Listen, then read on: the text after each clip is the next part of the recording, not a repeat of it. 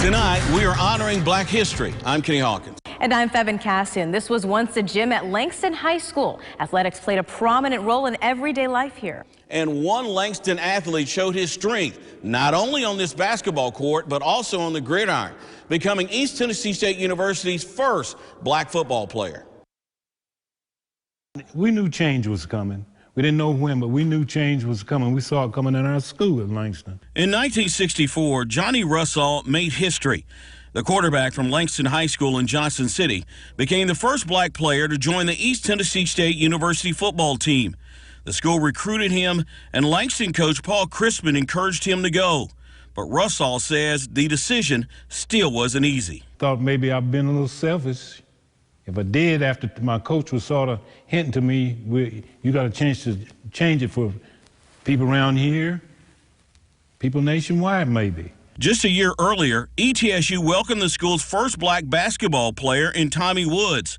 He and Russell became fast friends, and that made life easier, especially in the dorm. When I walked in the dorm, you know, the players were sort of looking at me, and I was looking at them, and it wasn't sort of a friendly look at the first, you know. It just was a difference you feel. You know this is not your environment. On the football field, Russell played a little bit of everything, but not his original position, quarterback, because some didn't think he was smart enough.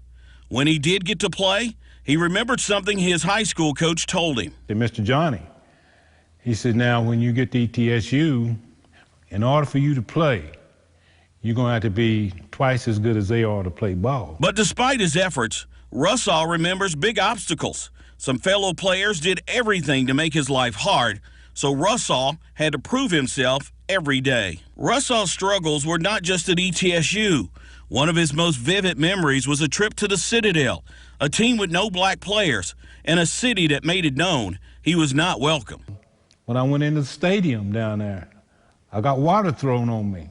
The motel told them I couldn't stay, and they talked to the school, and the school called them back, and they said, well, if Russell can't stay, then we won't be playing the game. Russell says it was one of the first moments he really felt accepted by his home school and his own team. Russell remembers racial barriers being replaced by real relationships.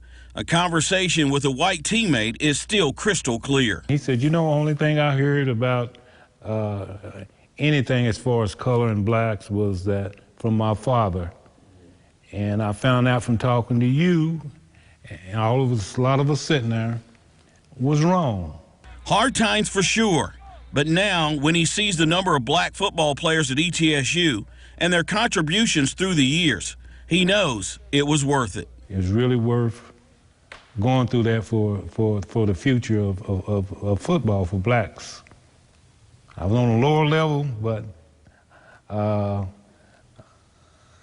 what my coach told me seems to have come true. I think I went through an era where things were coming to change, as we were talking about. I accepted the challenge, and so here me and you are talking today. Maybe, you know, sometimes the Lord puts you in a position where you can't back out if you want to. And so I think he had me in a position at that time to be that person that needed to go to East Tennessee State. Desegregation led to new beginnings for many African Americans and their communities. Pictured in this photo is Paul Crisman, the first black coach at Science Hill.